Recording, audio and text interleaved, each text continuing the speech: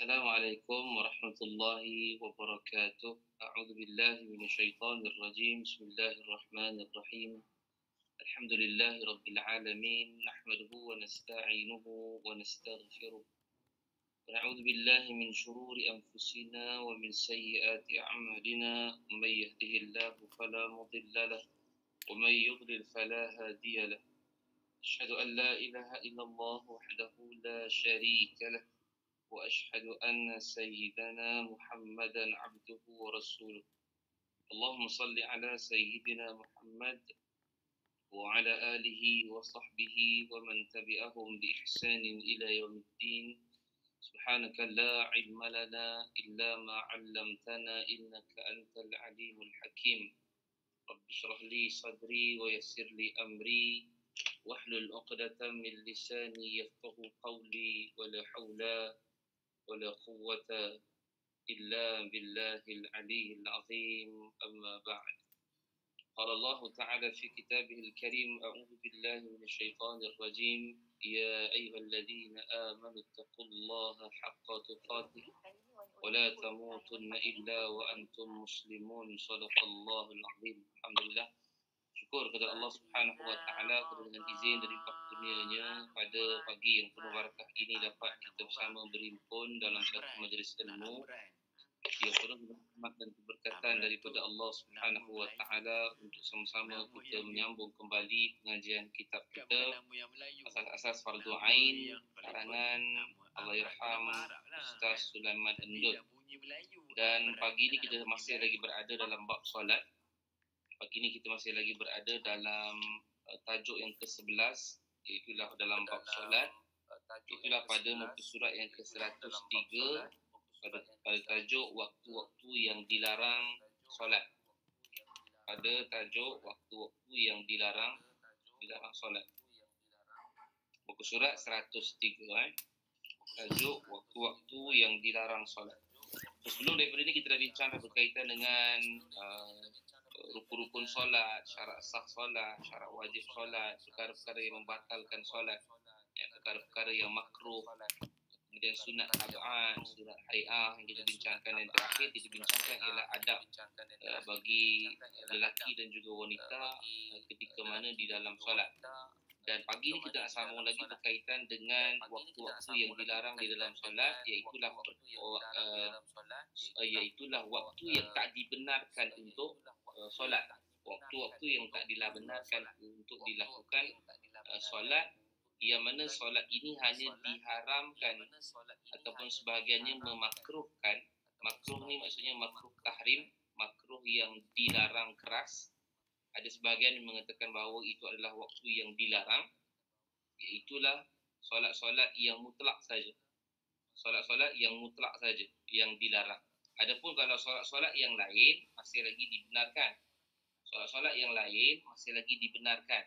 Contohnya solat tahiyatul masjid pada waktu-waktu yang diharamkan masih boleh.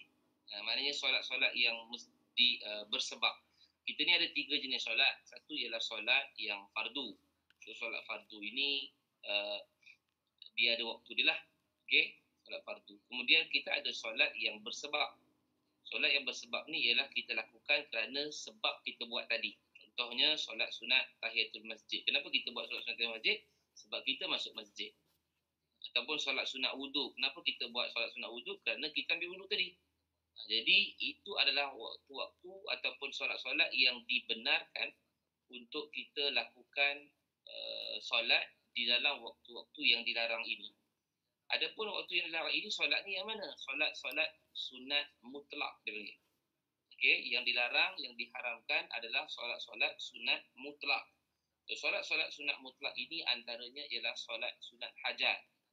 Anda tak boleh. Waktu-waktu yang dilarang yang 5 ni yang kita akan sebut kejap gini tak boleh. Ataupun solat sunat taubat pun tak boleh juga. Okey, solat sunat taubat ataupun solat sunat istikharah. Kenapa tak boleh? Sebab solat sunat mutlak ini dia boleh dilakukan pada bila-bila masa. Dia bukan kerana sebab bersebab. Kan? Kalau tadi solat tahiyatul masjid kita bersebab, kita masuk baru kita buat. Itu nanti kita akan tengok orang yang solat sunat tahiyatul masjid ketika hujung-hujung betul nak waktu maghrib dah. Itu dibenarkan kerana itu adalah solat sunat tahiyatul masjid. Adapun solat sunat mutlak tiba-tiba dia buat selepas daripada subuh, solat sunat taubat, solat sunat istikharah, itu tak dibenarkan. Sebab solat sunat mutlak ini dibolehkan untuk dilakukan pada bila-bila masa sahaja. Okey, maknanya solat sunat mutlak saja diharamkan. Ada juga yang tanya, dia kata kalau solat qada, Ustaz, qada tu adalah wajib. Okey, solat fardu ni anytime, dia tidak ada waktu yang diharamkan solat fardu ni. So solat fardu ni buatlah pada bila-bila masa saja. Apatah lagi kalau kita sebutkan tadi dengan dipanggil sebagai solat solat qada, itulah qada itu adalah qada fardu. So bila sebut qada fardu bermaksud ia boleh dilakukan pada bila-bila masa saja, termasuklah waktu-waktu yang dilarang yang kita akan sebutkan nanti 5 ni. Okey, maknanya solat qada ni anytime. So tak perlulah kita tunggu nanti ustaz macam mana saya nak qadakan solat ni waktu syuruk sekarang ni. Waktu syuruk qada pun dibenarkan. Okey, waktu syuruk qada pun dibenarkan. Okey, maknanya daripada sudut kita nak tahu solat-solat yang dibenarkan dan solat-solat yang tak dibenarkan. So itu jelas dulu. So solat mana yang diharamkan, solat mana yang tak diharamkan. So solat yang diharamkan ini hanyalah solat sunat mutlak sahaja.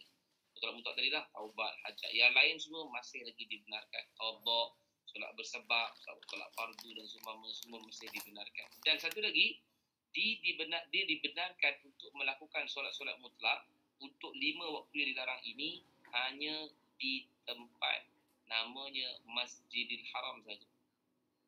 So di Masjidil Haram tidak ada waktu yang dilarang. So di Masjidil Haram sahaja Masjidil Haram tidak ada waktu yang dilarang. So boleh buat apa-apa saja solat dekat situ walaupun waktu itu kita belajar adalah waktu yang haram, tetapi dibenarkan kerana kita berada di Masjidil Haram. Okey, di Masjid Nabawi tak boleh. Sebab Nabi hanya sebut di Masjidil Haram saja. Yang ni yang mana? Yang solat-solat mutlak tadilah. Okey, solat mutlak tadi. Kalau dia nak buat solat taubat, boleh. Walaupun waktu itu waktu dilarang. Waktu haram. Ataupun solat istikharah, boleh. Walaupun waktu adalah dilarang. Sebab apa? Sebab di Masjidil Haram tidak ada waktu yang diharamkan. Okey, kita tengok dulu yang 5 ni. Nanti kita akan bahas. InsyaAllah. Baik. Bismillahirrahmanirrahim. Qala al-musannif rahimahullahu ta'ala wa nafa'ani wa iyakum bi'ulumihi fid dharain amin ya rabbal alamin. Waktu-waktu yang dilarang solat ada 5. Yang pertama ialah sesudah solat subuh sehingga terbit matahari. Okey, bermaksud yang pertama ni sesudah solat subuh ni bukan orang lain yang solat subuh, kita yang solat subuh. Walaupun hari ni kita katalah kita solat subuh mungkin 6.30 lewat sikit.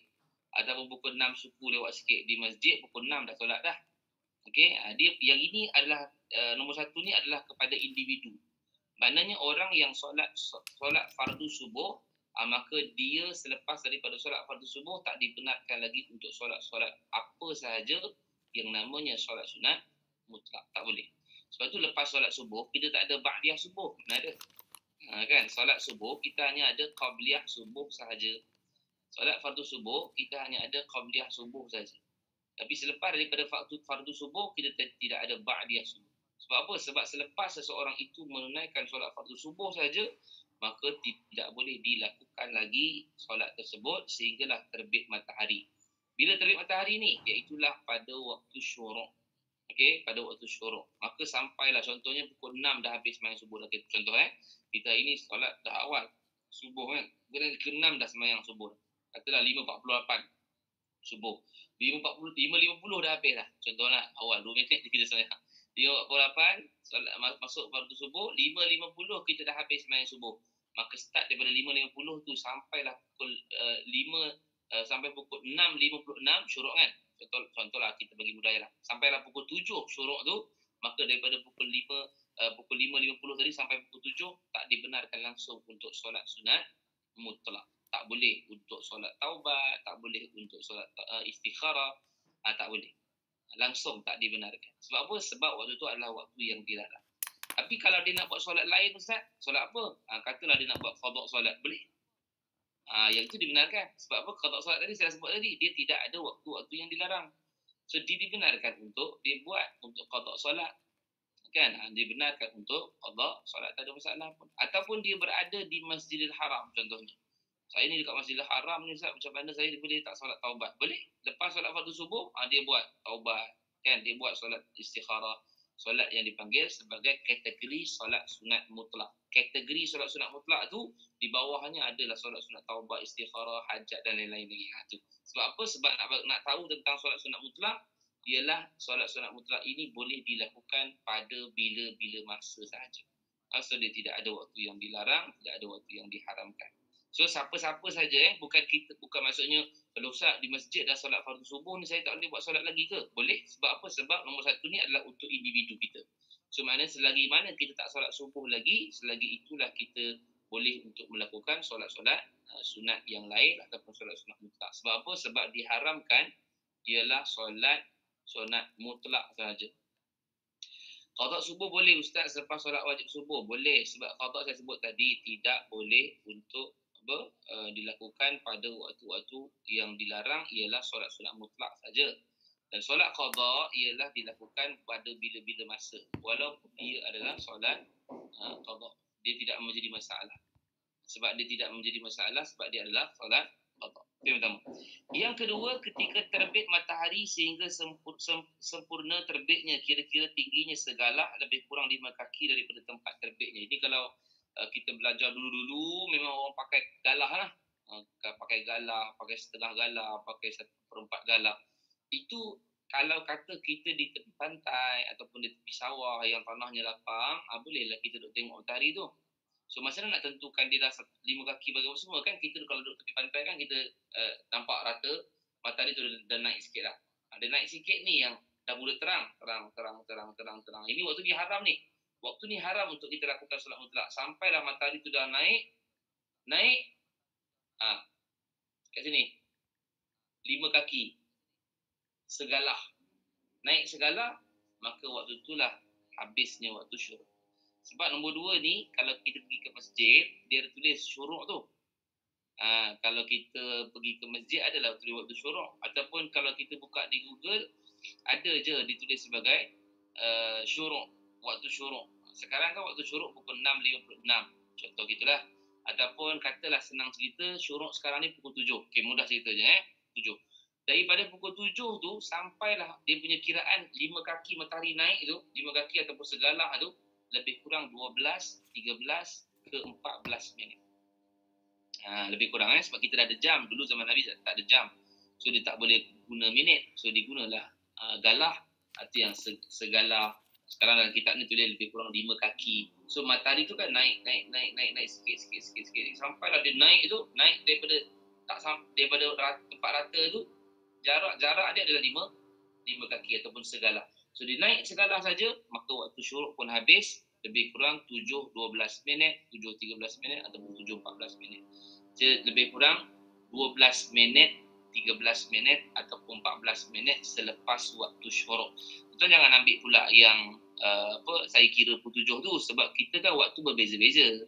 Sekarang ni mungkin hari ni pukul 6.56, nanti mungkin syuruk pukul 7 suku. So tambah 7 suku tu tambah 12 minit. So jadi 7.27. So 7.27 tu barulah boleh solat untuk solat yang seterusnya. Sebab dalam kita punya waktu selepas daripada 12, 13 ke 14 minit tadi, adanya solat sunat isyraq dia panggil. Solat sunat isyraq. Solat sunat isyraq ini singkat je, 2 minit, 2 rakaat saja. Lebih kurang 15 minit saja dia punya waktu dia. So solat sunat isyraq lebih kurang 15 minit saja. Katalah kita ambil pukul 7 tadi 7 syuruk. So maksudnya lepas kita habis solat fardu subuh tadi sampailah pukul 7 tadi tak boleh semayang. Pukul 7 tadi sampailah 12 minit pun tak boleh semayang lagi. 7-12 minit. Pasal waktu tu waktu nombor 2 tu. Ketika terbit matahari, dia tengah nak naik tu. 7 hingga 7-12 minit tak boleh semayang. Tapi masuk saja 7-13 minit, maka bolehlah kita solat untuk solat sunat isyraq. Sebab waktu tu adalah sunat isyraq. Adalah hadis, walaupun Nabi tak sebutkan nama isyraq itu, tapi Nabi katakan siapa yang solat fardu subuh, kemudian dia tidak bercakap-cakap tentang bab duniawi, kemudian dia masuk saja waktu syuruk, kemudian dia solat 2 rakaat, maka dia telah mendapat pahala haji dan umrah tammatan. Telah mendapat haji dan umrah secara sempurna. So 7-12 minit ataupun 7-13 minit tu adalah solat sunat isyraq. Dan solat sunat isyraq itu berlalu hanya 15 minit saja dan dibuat 2 rakaat saja. So tambahlah 15 minit. 7.12 tambah 15 minit jadi 7.27. So 7.27 tu maka tamatlah solat sunat isyraq, masuk 7.28, maka waktu tu adalah solat sunat duha bermula. Solat sunat duha bermula. Solat sunat isyraq boleh buat di rumah ke? Boleh. Di mana-mana boleh buat. Okey, sebab waktu yang kita nak tu bukan di masjid. Okey, solat sunat isyraq ni boleh buat di mana-mana saja. So kalau kata dia buat solat sunat isyraq, maka 15 minit sahaja, kemudian selepas 15 minit itu bermulalah solat sunat duha. Okey, sebab kita nak cerita berkaitan dengan solat yang diharamkan ini. So bermaksud kita faham maknanya daripada solat fardu subuh yang kita buat tadi sampailah kepada pukul 7 tu, maka haram kita nak buat solat sunat mutlak, melainkan solat yang bersebab, melainkan solat qada, itu semua dibenarkan. Daripada pukul 7 nak pergi kepada solat sunat isyraq 12 minit saja, 12 ke 13 minit ataupun ke 14 minit saja, maka 7.12 itu tidak dibenarkan untuk solat apa-apa solat, melainkan tadilah kita sebut tentang solat sunat yang bersebab ataupun solat sunat qada ataupun solat qada sahaja. Tak semestinya duduk saja ya ustaz, boleh je buat kerja rumah sementara tunggu isyraq. Ya, betul. Kita nak tunggu solat sunat isyraq, kadang-kadang di surau di masjid kita dengar kuliah, kadang ada kuliah subuh kan, Sabtu Ahad kan kita ada kuliah subuh. So sampai waktu syuruk tu kadang-kadang ustaz ceramah ni dia extend sikit 5-10 minit. So lepas 50 minit tu ngam-ngam dia pun ada bunyi kan. Lepas tu 50 minit tu orang semua dah balik, ada yang semayang. So semayang apa situ tu? Solat sunat isyraq. Kenapa dibenarkan? Sebab waktu tu adalah waktu isyraq. So, 15 minit kemudian barulah boleh solat sunat duha. Cuma afdalnya solat duha adalah di pertengahan lah. Di pertengahan waktu siang tu. Pukul 9, pukul 10 tu antara yang paling paling terbaik lah, paling terbaik untuk kita nak solat. Tapi kalau ada orang nak cepat, dia kata saya nak cepat ustaz nak solat duha, 28 minit setelah syuruk maka baru boleh untuk solat. Syarat solat isyraq kena solat subuh jemaah ke ustaz? Tak. Untuk solat isyraq boleh solat di rumah, tetapi untuk dapat kelebihan baru solat berjemaah. Kelebihan yang Nabi sebut yang haji umratin tamatan tadi tu, itu adalah solat berjemaah. Dia akan dapat dia punya kelebihan itu. Tapi kalau kata dia solat kat rumah saja, boleh je buat solat sunat isyraq, cuma dia tak dapat kelebihan yang Nabi sebut tu. Tapi dapatlah pahala kan. Solat sunat isyraq baca surah macam biasa sama semua, niat je lain. So bacalah surah apa yang kita nak baca, tak ada masalah tu. Kan, nak baca surah Qul ya ayyuhal kafirun, wallahu ahad, boleh semua boleh. Okey, maknanya ini masih ada waktu pagi. Jadi 7.12 boleh solat isyraq betul. So 15 minit saja dibenarkan, ataupun bahasanya 2 rakaat sajalah yang dibenarkan.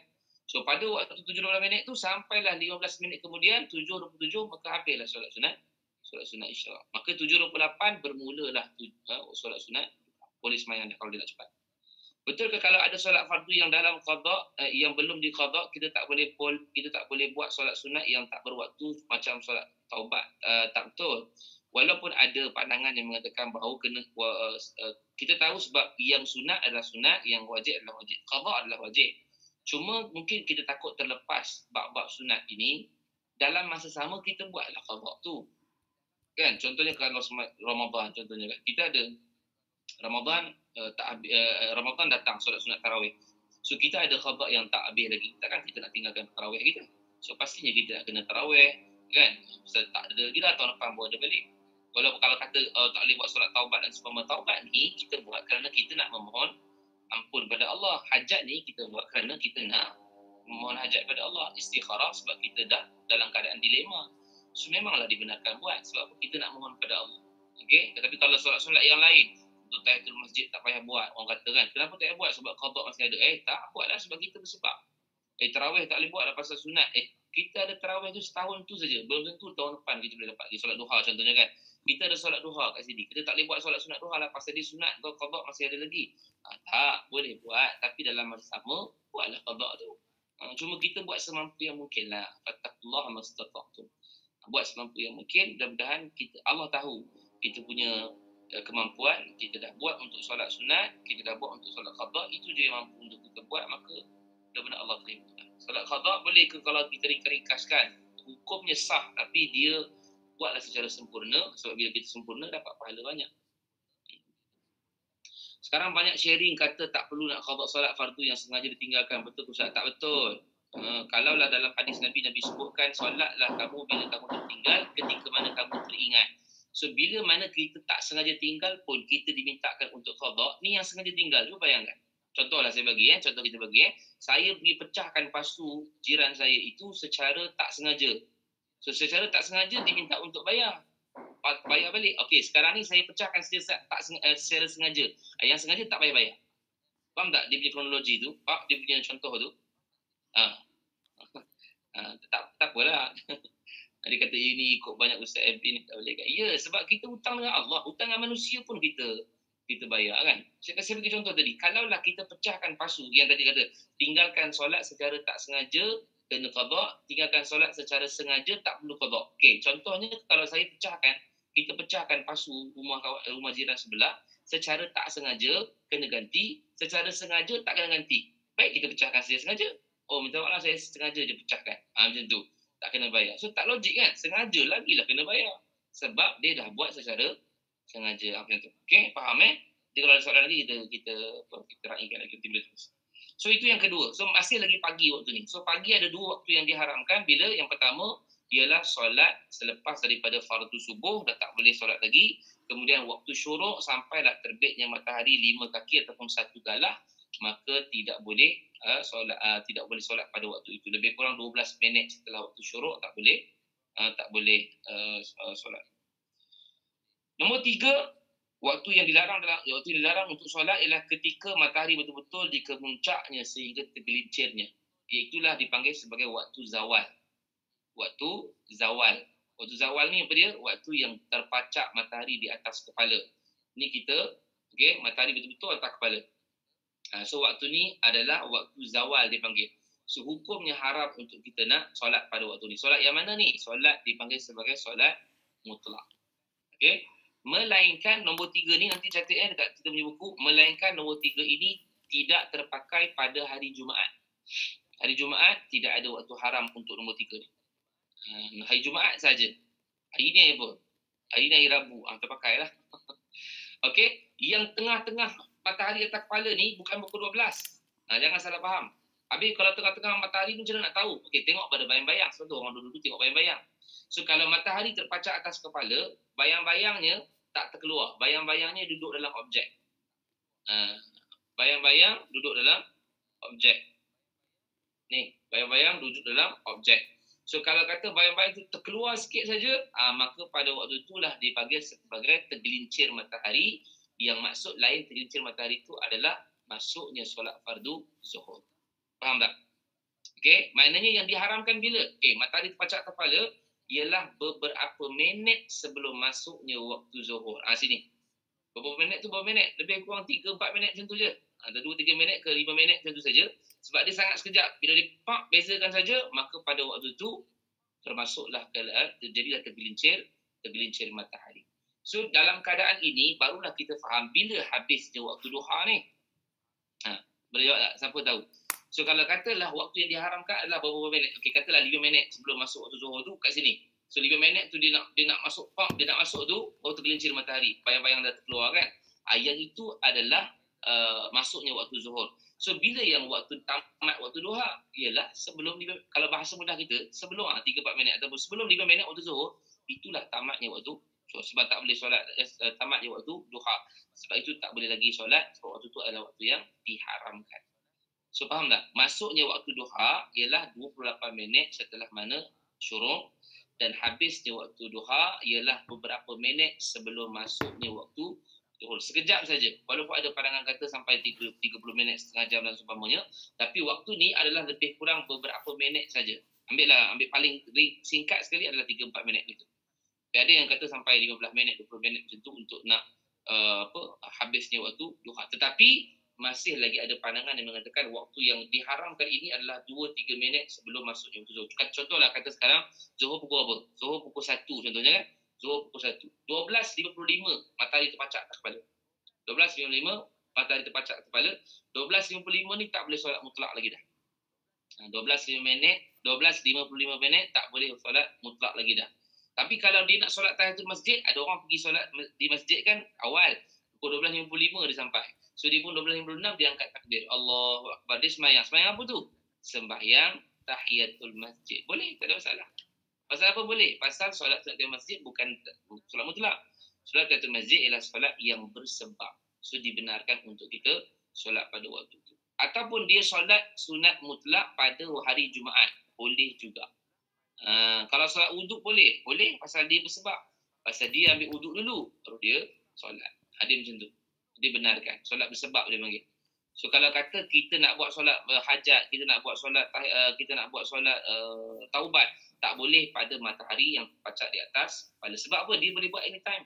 Dia boleh buat selepas zuhur nanti, dia boleh buat sebelum zuhur yang pukul 10, pukul 11 tu nanti boleh. Tapi daripada sudut kita nak buat pada pertengahan matahari atas kepala, tak boleh. Sebab apa? Sebab itu adalah waktu-waktu yang dilarangkan. Faham tak? Okey, melainkan solat-solat yang qada tadi lah, solat qada, solat sunat bersebab tadi dibenarkan. Itu nombor 3. Tahiyatul masjid bukan solat mutlak ke? Bukanlah.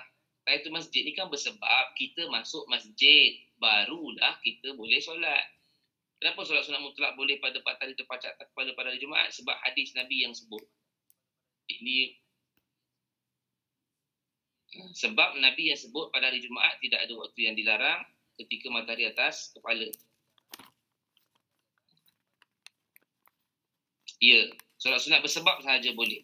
Kalau solat sunat yang mutlak, maka tidak dibenarkan. Sebab solat mutlak boleh dibuat pada waktu bila-bila masa saja.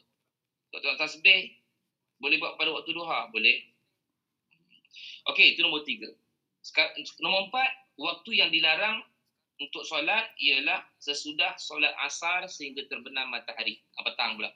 So, waktu yang dilarang untuk kita yang keempat ialah sesudah kita solat fardu asar. So, kita solat fardu asar pukul berapa? Katalah kita solat fardu asar pukul 4.30 contohnya kan. 4.30 tu 4.45 kata habis. So, daripada 4.45 sampailah masuk waktu maghrib, tidak ada solat mutlak lagi yang kita boleh buat. Sebab tu selepas asar juga tidak ada ba'diyah asar. Tak ada. So, subuh tidak ada ba'diyah subuh, asar tidak ada ba'diyah asar. Sebab apa? Sebab waktu tu dah diharamkan untuk solat. So, waktu lepas solat asar ni, tak ada lagi lah solat sunat hajat, tak ada lagi lah solat sunat taubat, tak ada lagi lah solat sunat istikharah, tak ada.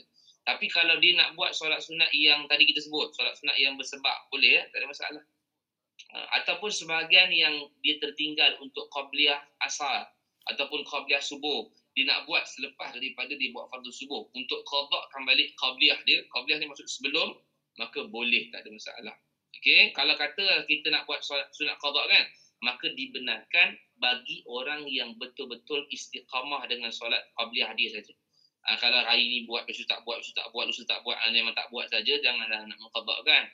Sebab ada hadis Nabi pun mengqadakkan solat qada ataupun solat sunat ba'diyah ataupun qabliyah itu selepas daripada fardu solat yang dia buat selepas subuh dan juga selepas asar, boleh, tak ada masalah pun. Kan? Tapi kalau kata kita ni memang istiqamah, bolehlah buat. Tapi kalau tak istiqamah, jangan buat. Pasal kita tak pernah buat pun. Kadang buat, kadang tak buat kan. Tapi kalau kata kita adalah orang yang memang istiqamah, boleh buatlah. Untuk qada solat qabliyah tadi tu. Selepas daripada asar, maka tidak ada lagi solat yang lain. Okey, tidak ada solat mutlak. Tetapi kalau dia nak qadakkan fardu solat, boleh. Dia nak qadakkan zuhur dulu, dia nak qadakkan asar dulu, dia nak qadakkan subuh pagi tadi tak sembahyang, boleh. Tidak ada waktu yang dilarang. Tak payah solat tahiyatul masjid lagi. Ustaz, kalau kita sampai masjid tapi nak kejar solat jemaah, boleh ke kita solat tahiyatul masjid selepas solat? Solat tahiyatul masjid tu terangkat bila kita dah solat apa-apa sahaja. So, kalau kita masuk tu, kita dah solat fardu. So, solat fardu itulah terangkat sekali tahiyatul masjid. Sebab tahiyatul masjid tu namanya penghormatan kepada masjid. So, kalau kita masuk saja kita dah dengar azan. So, tak payah tahiyatul masjid, kemudian qabliyah pula zuhur. Tak payah. Qabliyah zuhur terus terangkat sekali tahiyatul masjid. Kalau kita masuk pula jenis lambat, masuk terus sembahyang jemaah dah. So, sembahyang jemaah itulah dia dipanggil sebagai tahiyatul masjid, terangkat sekali. So, tak payah buat tahiyatul masjid selepas fardu zuhur, selepas solat fardu jemaah tadi. Sebab apa? Sebab dah terangkat sekali. Okey, itu nombor 4. Boleh faham nombor 4. Dan nombor 5, yang terakhir waktu yang dilarang solat adalah ketika terbenam matahari sehingga sempurnanya terbenam tadi. Maknanya bila dah di hujung, matahari dah nak mula turun. Pak, masuk. So bila dia nak turun tu, langit masih lagi kuning-kuning oren-oren. Kuning. Waktu ni haram. Sehinggalah dia hilang je, tenggelam saja, tak nampak lagi dah bulat matahari tu, maka itulah ada masuk waktu maghrib. Itulah masuk waktu maghrib. So ketika matahari dah mula jatuh saja, dah masuk, dah sikit, waktu ni adalah waktu yang diharamkan. Kalau kita tengok waktu kuning, langit tu mula dah kuning-kuning oren-oren, waktu tu adalah waktu yang diharam. Ini pun sekejap je, tak lama pun, dalam beberapa minit saja. Yang ini diharamkan adalah untuk solat sunat mutlak saja. Tapi kalau kita sebut tadi, kalau dia datang awal, ni sekarang maghrib pukul 6.58, ambil dah pukul 7 kata. Dia datang pukul 6.50, lagi 10 minit waktu maghrib. So lagi 10 minit maksudnya memang waktu ni waktu haram lah. Tapi dia masuk sebab dia nak buat solat tahiyatul masjid. Boleh tak? Boleh. Sebab solat tahiyatul masjid ialah solat yang bersebab. Walaupun dia masuk dalam waktu nombor 5 tadi ni. Ialah waktu yang betul-betul dalam waktu pada waktu maghrib. So pada waktu itulah dibenarkan kerana itu adalah solat yang bersebab. Adapun solat hajat, solat taubat tak dibenarkan. Sehinggalah masuk je waktu maghrib, masuk maghrib. Allahu Akbar, dah boleh start balik untuk solat mutlak. Taubat, solat istikharah, solat hajat. Pasal waktu tu dah bukan solat yang diharamkan. So ada 5 waktu yang dilarangkan. Faham tak? Yang kita punya kelas. Kelas kita di Google Meet ni, faham tak? Sebab di TikTok ni soalan terlalu banyak, tak sempat nak tengok. Jika kita bangun lambat, dah lupa waktu subuh, niat kita tunai atau qada. Ada 2 pandangan. Pertama, kita boleh untuk niat tunai kerana kita tertidur, kita tak tersedar. Kita tidur pukul 10 malam, bangun pukul 8.30. So kita boleh niat untuk tunai kerana bukan sengaja kita tinggalkan solat fardu subuh tersebut. Ada pandangan yang kedua, niat qada. Kenapa? Kerana dah keluar daripada waktu subuh tadi. So dua-dua dibenarkan untuk mengikut pada pandangan para ulama. So boleh kita pilih ya. Yang kelas kita ni okey ke untuk waktu-waktu dilarang ni? Ada soalan ke?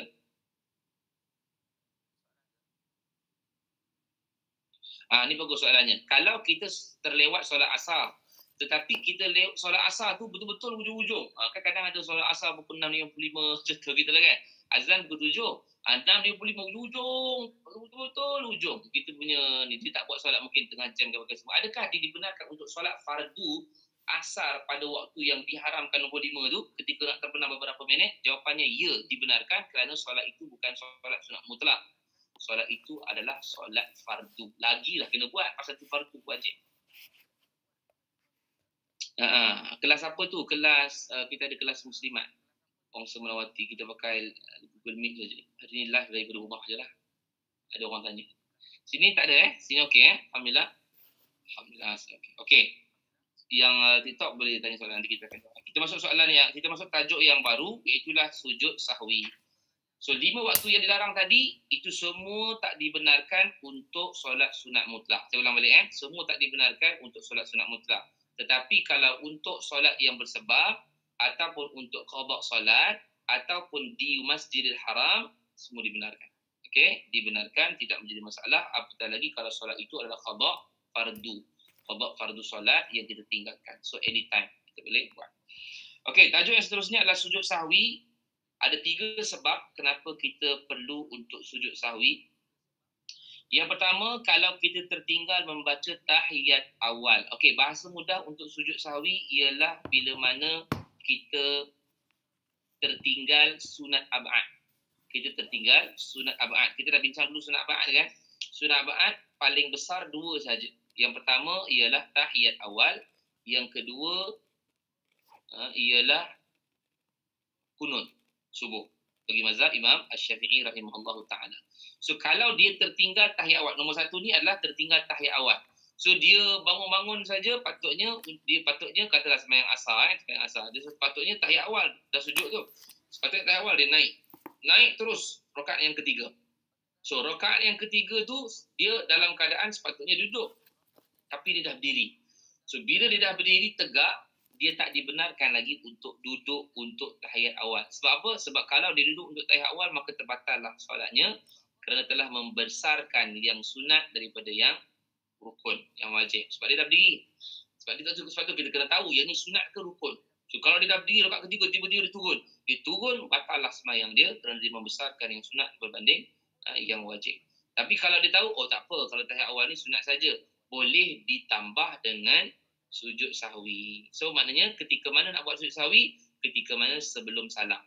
Okey, sebelum salam, fil alamin innaka hamidum majid, maka dia pun sujud dengan sujud sahwi, subhanallahi la yanamu wa la yashu 3 kali. Kemudian dia duduk balik, duduk seperti mana biasa, seperti mana duduk antara dua sujud. Nak baca Rabbil Fili,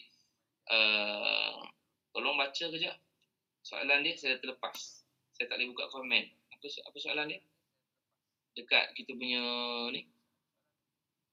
Solat maghrib terlebih 4 rakaat, katanya saya sempat sikit baca tu.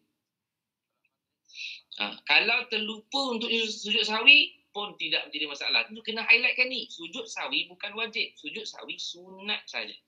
So kalau kata selepas fil alamin innaka hamidum majid, dia tak sujud sahwi. Habis assalamualaikum borak-borak dengan kawan dia.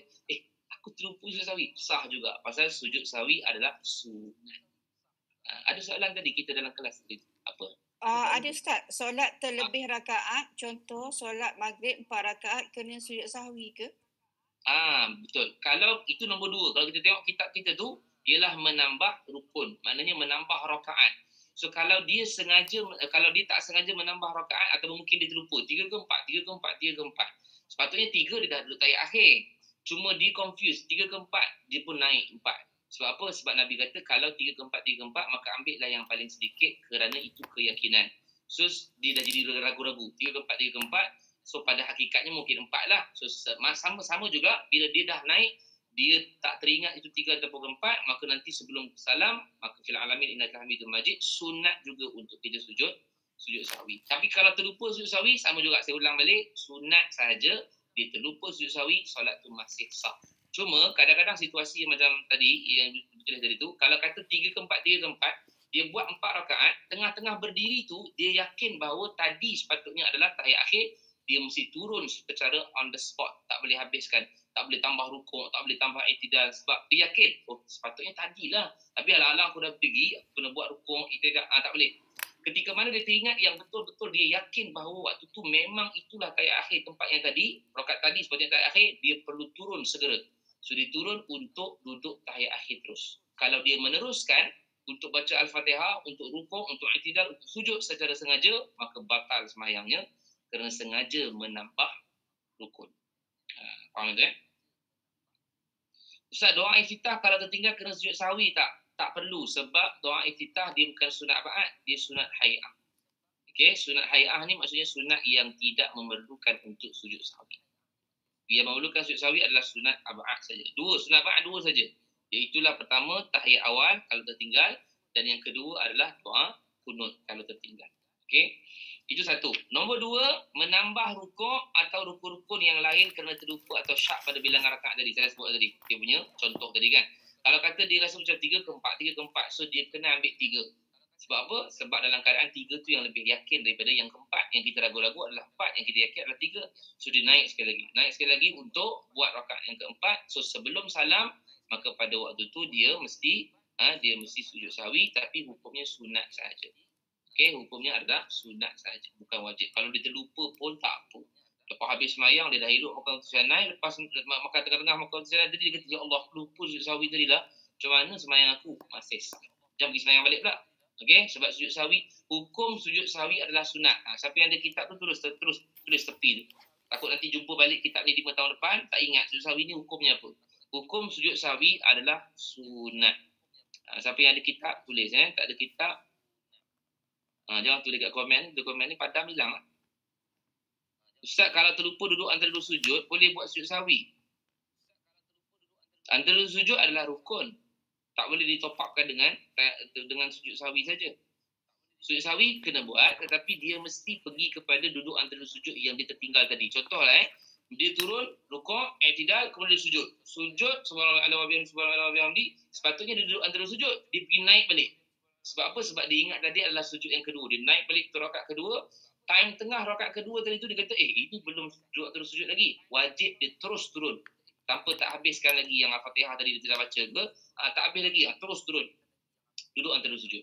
Adapun kalau lepas habis semayang baru teringat memang dia tak buat duduk antara sujud, solat tadi tidak sah. Dia perlu ulang balik solat daripada awal. Itu ceritanya. Ustaz angkat tangan sebelum rukuk, tak semua rakaat perlu angkat tangan. Betul, 4 saja. Setiap kali kita nak rukuk. Bukan, setiap kali kita nak rukuk, setiap kali kita nak iktidal, semua. Setiap kali rakaat yang kita rukuk, setiap kali rakaat yang kita iktidal, semua sunat angkat tangan. Sunat je. Tak wajib. Ustaz, ayah saya, dia bedridden, okey. Dia lupa baca bacaan antara sujud macam mana Ustaz? Kalau dia teringat, dia perlu ulang balik lah. Okay. Kalau dia memang tak ingat, tak dihukum. Tak ingat, tak boleh dihukum sebab tak ingat. Tapi kalau dia ingat, waktu tu dia kena buat. So yang kedua, untuk kita nak sujud sahwi, hukumnya sunat adalah bila kita menambah rukun, menambah rukun ataupun mengurangkan rukun, maka itu adalah. Tapi saya sebut balik highlight dia, untuk rukun solat, dia tak boleh top up dengan sunat sujud sahwi saja.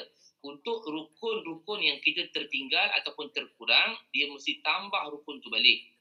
Okey, contohnya katalah tadi kan dia tak buat rukuk, dia terus sujud saja. Rukuk dengan iktidal dia tak buat. So, ada kata lepas dah sujud tu dia kata tak apalah, saya sujud sahwi lah di hujung nanti. Tak boleh. Dia mesti pergi kepada rukuk dan iktidal tu dulu baru boleh sujud sahwi. Sebab ada rukun dia mesti buat. Kalau terlepas solat asar, lepas tu bila masuk waktu maghrib, dia kena qada maghrib dulu baru solat fardu isyak. Tak perlu. Dia nak buat apa pun tak kisah. Sebab qada tak ada waktu. Kalau kata terlepas solat asar, lepas tu bila masuk solat maghrib, dia kena qada maghrib dulu baru solat fardu isyak.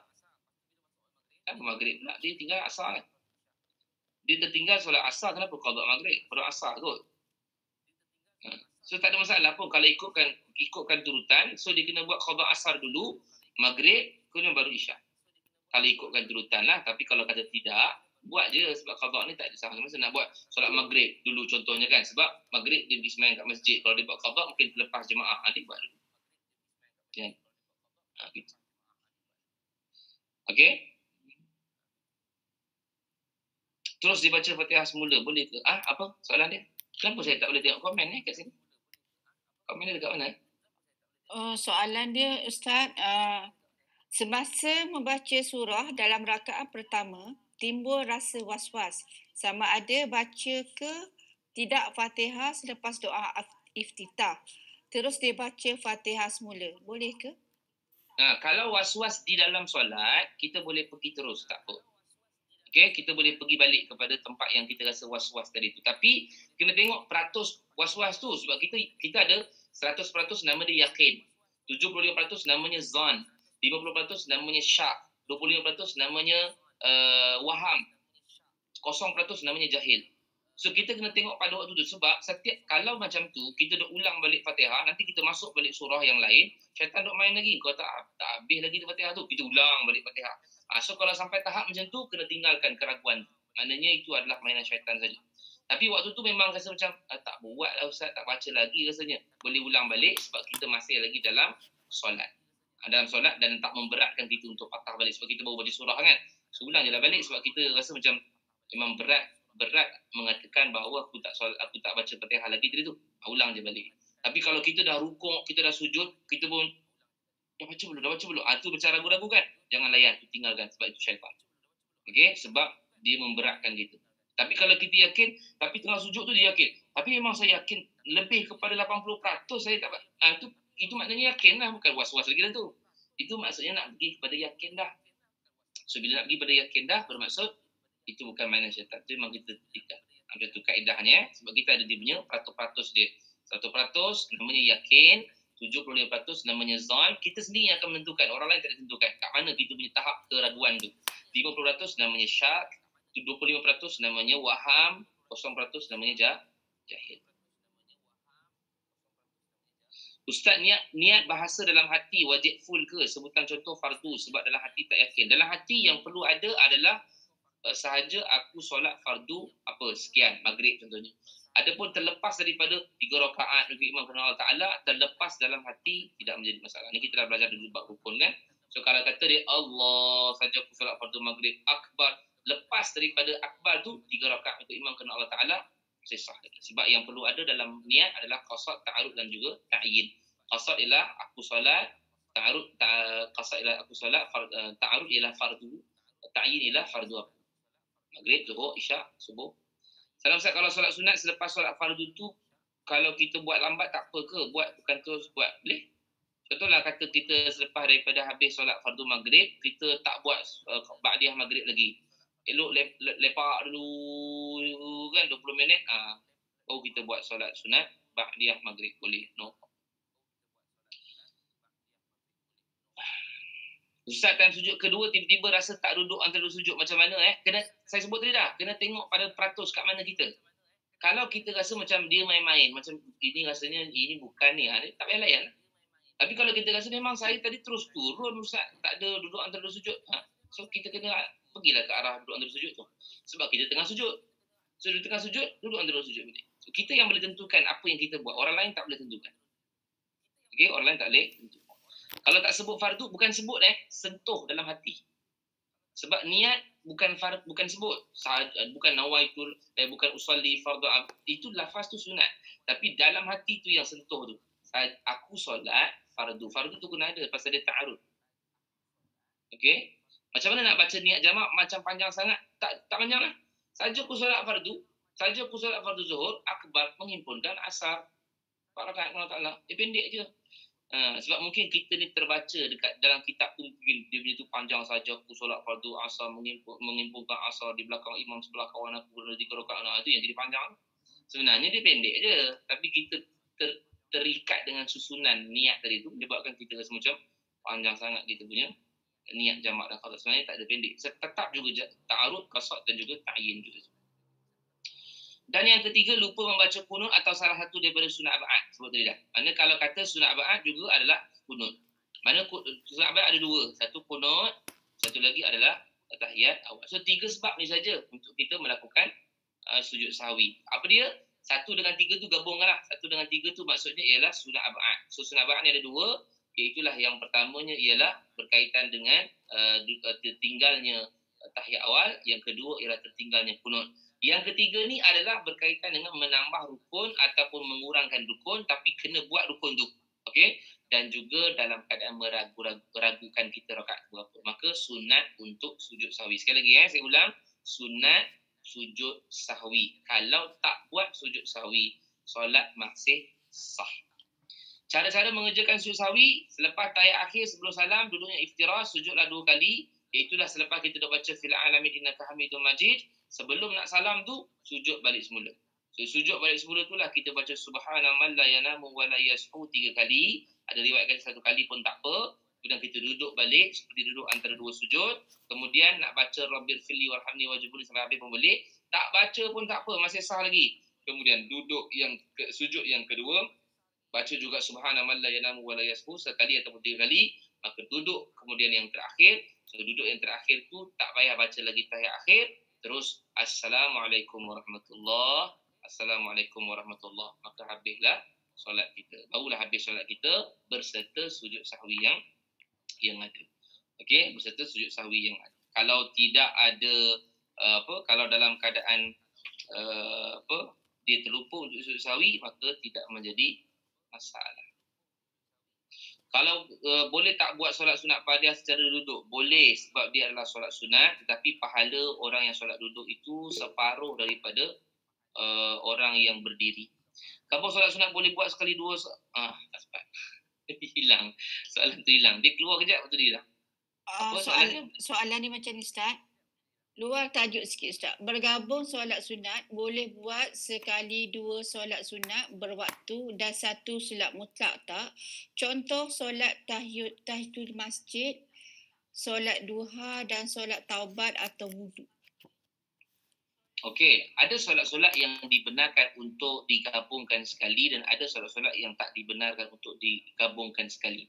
Contohnya kalau kata kita buat qabliyah zuhur, kita gabungkan sekali dengan tahiyatul masjid, itu dibenarkan. Sebab apa? Sebab dia lagi besar lah. Maksudnya tahiyatul masjid itu kecil. So dia terangkat sekali dengan ba'diyah ataupun qabliyah subuh ataupun qabliyah zuhur kita katakan. Tapi daripada sudut yang kita kata nak buat solat taubat, sebenarnya ada juga pandangan yang mengatakan solat sunat mutlak ni diboleh gabung ke semua. Solat hajat, solat taubat, solat istikharah, sebab dia punya makna sama. dalam solat tu juga ada taubat, dalam solat tu juga ada tahajud, dalam solat tu juga adalah istikharah. Tetapi kena tengok juga, solat-solat mutlak ni boleh digabungkan dengan mana-mana tak? Kena tengok. Sebab kalau tidak, dia tidak dibenarkan sebab dia solat mutlak. So kalau solat mutlak ini, dia tidak boleh digabungkan dengan contohnya solat-solat yang lain. Contohnya solat sunat mutlak gabung dengan solat tarawih. Boleh tak? Tak boleh. Sebab solat tarawih lain dengan solat dengan mutlak. So tak dibenarkan. Solat duha boleh tak gabungkan dengan solat mutlak? Tak boleh pasal dia berasingan. So dia tidak sama. Apatah lagi kalau kata solat fardu alang. Ustaz alang-alang solat fardu, Ustaz kita semayang sekali lah solat fardu dengan solat taubat. Tak boleh lah. Pasal apa? Pasal dalam keadaan solat fardu dia sendirian. So dia mesti berada dalam satu tempat saja. So kena tengok solat mana yang kita nak gabungkan dan solat mana yang kita tak boleh gabungkan. Kena tengok ini. Allah. Kalau ulang baca Fatihah 2 kali sebab lupa, kira tambah tak. Kalau lupa tak ada masalah. Kalau lupa, boleh tak saya habiskan sikit ni sujud sajadah ni sikit kita habiskan Okey, tajuk seterusnya yang soalan tunggu je. Jadi boleh ulang balik. Okey, sama. Sujud sajadah atau sujud tilawah iaitu disunatkan sujud ketika membaca atau mendengar bacaan ayat tersebut sebanyak 15 tempat di dalam Al-Quran. Dan sujud ini dilakukan di dalam atau di luar solat sebanyak sekali sujud sahaja. Dan Nabi SAW menyebutkan ataupun dalam hadis riwayat Amru bin Al-As an Amru ibn Al-As radhiyallahu anhu anna Rasulullah sallallahu alaihi wasallam aqrahu 15 sajadatan fil Quran. Hadis riwayat Abu Daud yang mana Amru bin Al-As riwayatkan bahawa Rasulullah SAW telah menyebutkan kepadanya 15 tempat untuk sujud sajadah. Ataupun bahasa kita ialah sujud tilawah. Okey. Sujud tilawah ini disunatkan, sunat sekali lagi, tulis itu. Kalau ada buku, tulis itu. Disunatkan untuk kita sujud sajadah ataupun sujud tilawah apabila kita membaca ayat Quran yang lalu berkaitan ayat-ayat sajadah. Ada 15 dalam Quran. Ada 15. Yang lalu ayat-ayat sajadah. Yang kita baca ataupun yang kita dengar orang baca, sunat juga untuk kita sujud tilawah. Contohnya kita tak baca, tapi suami kita baca. Suami kita baca pula kat depan ruang tamu, dia baca kuat pula tu. Kan dia baca kharru sujjadan wa bukiya. Dia tak sujud, kita yang dengar, kita sujud. Boleh tak? Boleh. Tak ada masalah. Sebab tapi hukum dia sunat, kena dengar baik-baik. Okey, itu yang pertama. Maknanya yang pertama siapa yang kena sujud ni? Yang baca ke yang dengar? Dua-dua. Yang baca kena sujud, yang dengar pun kena sujud, tapi hukumnya sunat saja. Okey Ustaz, kalau tak nak sujud macam mana? Boleh ataupun boleh digantikan dengan al-baqiyatus salihat, iaitulah dengan bacaan boleh dibaca dengan subhanallah walhamdulillah wala ilaha illallah wallahu akbar. Boleh baca itu. Okey, subhanallah walhamdulillah wala ilaha illallah wallahu akbar.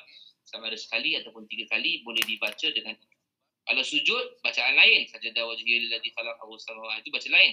Tapi kalau kata kita tak nak sujud sebab mungkin kekang lah. Mungkin kita ni tengah baca, mungkin kita tengah dengar, tengah masak ke. Kan? Kita tengah macam saya mungkin tengah kuliah ke semua kita dengar ataupun saya terbaca surah ni semua. Jadi tak boleh nak sujud, kekangan kan. Jadi boleh tambah ataupun boleh digantikan dengan subhanallah alhamdulillah wala ilaha illallah wallahu akbar. Boleh, tak ada masalah pun. Tapi kalau kita mampu buat, itu paling the best lah. Sebab Nabi pun buat. Nabi baca surah An-Najmi, ujung sekali surah An-Najmi itu, wa'budullah, dalam surah An-Najmi yang ujung sekali itu, yang mana kata Allah Subhanahu wa taala fasjudu lillahi wa'budu. Last sekali. Nabi dah baca. Sahabat-sahabat tengah dengar. Nabi baca ni. Dan juga bukan seluruh, sebahagian orang-orang Quraisy ni pun dengar juga. So Nabi baca fasjudu lillahi wa'budu. Nabi pun sujud. Nabi sujud, sahabat-sahabat yang dengar pun sujud, termasuk orang-orang kafir Quraisy ni pun tadi dengar, tersujud sama juga. Kenapa? Sebab reflect tu. Dia rasa macam kenapa sujud, dia pun sujud juga. Lalu orang ingat mereka ni semua dah masuk ke dalam satu yang kabar angin mengatakan bahawa orang-orang beriman, orang-orang kafir Quraisy telah pun beriman dengan Nabi, padahal tidak. Itu yang berlakunya hijrah ke Habsyah. Mereka patah balik tu. Sebab Nabi tu baca surah An-Najmi tadi. Ini antara yang Nabi lakukan, Nabi baca dan Nabi sujud. So kalau kata kita mampu sujud, sujudlah. Okey, ada 15 tempat untuk kita sujud. Yang pertama boleh tengoklah dalam kitab kita tu, yang pertama surah Al-A'raf ayat 206, walahu yasjudun. Yang kedua surah Ar-Ra'd ayat 15, bil ghudwi wal asal. Yang ketiga surah An-Nahl ayat 50, wa yaf'aluna ma yu'marun. Yang keempat surah Al-Isra ayat 109, wa yazidahum khusyu'a. Okey, yang nak sujud ni time bila? Time kalau Quran sekarang ni dia dah ada kubah. Quran sekarang ni dia dah ada bentuk kubah kan. Waktu habis saja sampai kat kubah tu sujud.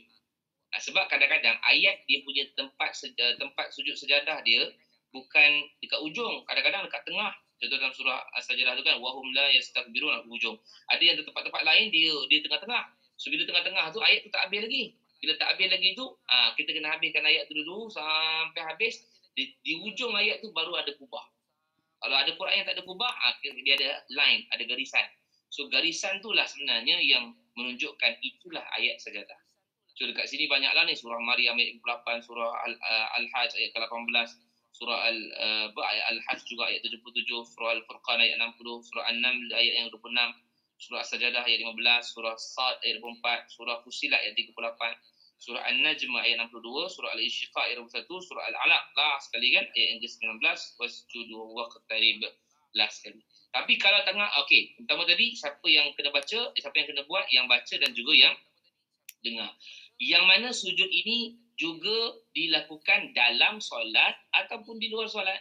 Kalau dalam solat macam mana Ustaz? Kalau dalam solat kita solat sendirian contohnya kan, kita pun nak baca wasjudu waqtarib, wasjudu waqtarib. Kita habis baca kan? Lepas tu kita pun Allahu Akbar, kita sujud sejadah, sujud tilawah, sajadah wajib. Lepas kita bangun balik. Bangun balik nak buat apa? Rukuk. Bangun balik tambahlah sikit surah selepas surah Al-Alaq kan. Selepas surah Al-Alaq tambah surah yang itu baru kita rukuk. Tapi kalau kita dalam solat tak nak buat, tak ada masalah pun. Kalau dalam solat kita tak nak buat fasjudu lillahi wa'budu, tak nak buat pun untuk sujud tilawah, kita terus Allahu Akbar rukuk. Boleh tak? Boleh juga. Itu dalam solat. Okey, dalam solat. So kalau kata kita sembahyang jemaah, maka ikut kepada imam. Imam buat, baru kita buat. Kadang-kadang biasa Jumaat pagi kan, surah As-Sajdah, wahum la yastakbirun. Imam buat. Pasal imam baca surah As-Sajdah, kita dengar alif lam mim, imam start dengan alif lam mim saja, confirm itu ada sujud sejadah. Kan? Contoh. Tapi kalau kata imam tak nak buat Ustaz, tiba-tiba dia tak turun pun. Jangan subhanallah kan. Pasal memang dia memang tak dituntut untuk turun. Kalau kata dia terlepas untuk sujud sahwi itu, pasal dia sunat saja. Okey, tidak menjadi masalah. Ikut pada imam lah, imam buat, kita buat. Tapi biasanya kalau surah As-Sajdah pagi-pagi Jumaat itu memang dia buat lah. Cuma kadang-kadang imam dia baca surah Al-Alaq, wasjudu waqtarib, dia tak buat. Ikutlah, dia tak buat tak apa lah. Sebab kita ikut imam. Imam buat, kita buat. Imam tak buat, kita tak buat. Dan itu dalam solat. Kalau luar daripada solat, ketika mana kita baca Quran. Ini kan kita sedang baca Quran ni, sedang baca Bismillahirrahmanirrahim, qul la'allakum tuflihun. Kita boleh letak tepi Quran dan kita terus sujud. Sajada wajhiya lillazi khalaqahu wa syahwa, sampai habis dan kita ambil balik Quran, kita boleh. Tak ada masalah. So bacaan sujud ialah sajada wajhiya lillazi khalaqahu wa syaqqa sam'ahu wa basarahu bihawli wa quwwatihi fatabarakallahu ahsanul khaliqin. Ini bacaan yang kita sujud. Kalau tak hafal Ustaz, tak hafal boleh baca subhana rabbiyal a'la wa bihamdi. Boleh subhana rabbiyal a'la wa bihamdi, sebab dia tak hafal kan. So baca jelas, sebab subhana itu adalah mensucikan. Maksudnya sama. Tapi kalau boleh baca macam mana yang diajarkan oleh Nabi ini, so bacalah sajadah wajhiya lillazi khalaqahu wa syaqahu sam'ahu wa basarahu bihaulihi wa quwwatihi fatabarakallahu ahsanul khaliqin. Boleh, itu lebih baik. Dan syaratnya mesti suci badan pada pakaian dan pada tempat, tak ada najis lah. Dan mesti menghadap ke arah kiblat. Sujud ni, apa-apa sujud pun mesti menghadap kiblat. Kita jangan sujud main belasah aja. Ni kadang ada orang kita tengok sujud syukur ke atas pentas dapat menang apa pun, main sujud saja. Dengan tak ada wuduknya kita sujud syukur kan. Tak betul tu. Sujud mesti dah wajib menghadap ke arah kiblat. Itu syarat. Mesti ada wuduk kan, yang ni. Contoh lah. Dan menutup aurat mesti dalam keadaan aurat. Kalau sujud syukur. Kalau sujud sajadah, so kita hanya sujud sajadah mesti suci daripada najis saja, badan, pakaian dan juga tempat. Menghadap ke arah kiblat, menutup aurat dan sujud tu baca sajadah tadi, maka telah selesai. Tak perlu wuduk pun tak apa. Sebab syaratnya bukan wuduk. Sebab sujud sajadah ni kadang-kadang kita baca, hafal ulang-ulang, kita terus sujud. Boleh, tak ada masalah. Cuma mesti menghadap ke arah kiblat, mesti dalam keadaan bertutup aurat. Kemudian dalam keadaan bersih daripada najis. Itu sujud sajadah. Adapun sujud syukur yang terakhir yang kita nak bincang ni, sujud syukur ialah sujud yang dilakukan ketika seseorang itu beroleh nikmat atau terlepas daripada bala. Sujud ini dilakukan di luar solat. Bacaannya sama seperti bacaan sujud tilawah tadi. Sajadah wajibiyah lillazi khalaqahu wa syaqahu sam'ahu wa basarahu bi hauli wa quwwati fatabarakallahu ahsanul khaliqin. Bacalah sujud itu ketika mana kita dapat nikmat, apa-apa nikmat yang luar biasa. So nikmat yang luar biasa ni adalah nikmat yang kita jarang dapat lah. Janganlah setiap kali kita dapat nikmat kita buat. Contohnya kita dapat minum, kita sujud syukur. Dapat makan, sujud syukur. Itu tak dituntut. Yang kita tuntut dia ialah benda yang kita jarang dapat. Contohlah ada orang yang mungkin dia nak dapat anak tak dapat kan. 8 tahun kahwin, 10 tahun kahwin tak dapat. Tiba-tiba lepas 10 tahun baru dapat. Lepas 10 tahun baru dapat anak, dapat berita dapat anak, dia pun sujud syukur. So itu memang sangat dituntut untuk sujud syukur kerana dalam keadaan jarang dapat. Dapat jawatan, dapat kerja, dapat apa lagi, dapat berita gembira lah yang besar-besar yang jarang dapat, maka pada waktu itu sujudlah dengan sujud syukur. Sama cara, sama bacaannya, cuma cara je lain. Sebab sujud sejarah tadi, dia boleh pegang Quran dan baca, kalau di luar solat lah, di luar baca, kalau dia boleh tak tepi dan dia boleh sujud terus. Tapi untuk sujud syukur, dia ada takbiratul ihram yang perlu dibuat. Ini yang kadang-kadang kita tengok orang lain buat. Skor gol dekat padang pun sujud syukur, tapi dengan auratnya terbuka. Ini tak betul cara sujud syukur ni. Cara sujud syukur ni macam solat lah, berdiri. Kita berdiri, kita takbir tu Allahu Akbar. Niat pada waktu tu ialah saja aku sujud syukur kepada Allah Ta'ala. Allahu Akbar. Tapi waktu tu kita bukan baca Fatihah, baca surah, tak ada. Allahu Akbar dan terus sujud. Sujud sekali saja dengan bacaan sajadah wajibiyah lillazi khalaqahu, mesti menghadap ke arah kiblat. Kemudian daripada sujud, kita dah habis sujud tu, terus kita bangun, sama ada duduk antara sujud ke, duduk dari akhir ke, dan kita bagi salam. Assalamualaikum warahmatullahi. Sekali pun dah memadai, 2 kali apatah lagi. Assalamualaikum warahmatullahi. So pada waktu itulah baru kita tahu cara sujud syukur adalah dengan cara bertakbir. Dia bukan boleh terus-terus kita nak sujud sahaja. Macam tu. Dapat gaji tak digalakkan lah ya. Sebab dapat gaji tiap bulan dapat. Kan? Sebab dapat gaji ni tiap bulan kita dapat ni. Dia yang jarang-jarang dapat. Okey, jarang-jarang dapat. Okey, boleh dapat tak? So kita dah habis bincang berkaitan dengan sujud syukur, sujud sajadah. Kita dah bincang tentang sujud sahwi dan juga waktu-waktu yang dilarang di dalam solat. InsyaAllah pada kuliah akan datang kita akan masuk pada tajuk yang ke-12 tu.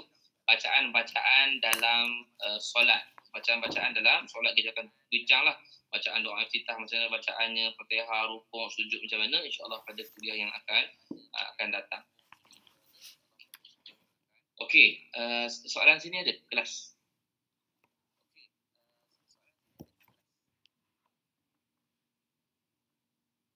Dalam kelas tak ada soalan lagi, Ustaz. Dalam kelas ada soalan tak? Yang TikTok je kita jawab. Kita tutup kelas ni dulu, jadi kita jawab. Ni buku dia. Jadi kita jawab. Baik, tak ada soalan. InsyaAllah kita habis inilah. Kita berhenti pada muka surat yang ke-107 pada tajuk yang ke-12. Wallahu'alam. Jika tak ada soalan apa-apa, terima kasih banyak-banyak Ustaz sebab kerana memberi dan mengajar kami semua. Bolehlah memberikan sedikit doa kepada kami semua. Doakanlah kami supaya sentiasa istiqamah beribadah, kan? Sentiasa melakukan kebaikan dan sentiasa ingat apa yang diajar oleh Ustaz. Terima kasih. Mariati? Ya? Kita doakan sama anak-anak yang menduduki peperiksaan SPM, SPM. Ya. Anak Mariati juga akan menduduki peperiksaan SPM dan peperiksaan yang sewaktu dengannya. Ya. Okey, mulakan Ustaz. Terima kasih. A'udzubillahi minasyaitonirrajim. Bismillahirrahmanirrahim. Alhamdulillahirabbil alamin wassalatu wassalamu ala asyrafil anbiya'i wal mursalin wa ala alihi wa sahbihi ajma'in. Ya Allah ya Rahman ya Rahim, kami mendatangkan mohon kepada-Mu ya Allah. Ampunkanlah segala dosa kami, dosa kedua, ibu kami, dosa pasangan dan anak-anak kami, dosa kaum kerabat kami, dosa kaum muslimin dan muslimat sekalian ya Allah. Ya Allah ya Rahman ya Rahim, bukakanlah pintu hati kami ya Allah, terangkanlah hati kami ya Allah, berikanlah kami kefahaman dalam agama ya Allah, dan istiqamahkanlah kami untuk kami menuntut ilmu-Mu ya Allah, dapat kami amalkan dalam kehidupan kami ya Allah. Ya Allah, permudahkanlah juga anak-anak yang menduduki peperiksaan ya Allah, permudahkanlah urusannya ya Allah, berikanlah kelapangan dadanya ya Allah, berikanlah kefahaman kepadanya ya Allah, dan berikanlah kejayaan kepadanya dunia dan juga akhirat ya Allah. Ya Allah ya Rahman ya Rahim, matikanlah kami dengan mati yang baik, jangan matikan kami dengan mati yang tidak baik. Gunakan kematian buat kami dengan kalimah la ilaha illallah. وصلى الله على سيدنا محمد وعلى آله وصحبه وسلم والحمد لله رب العالمين. تقبل الله منكم.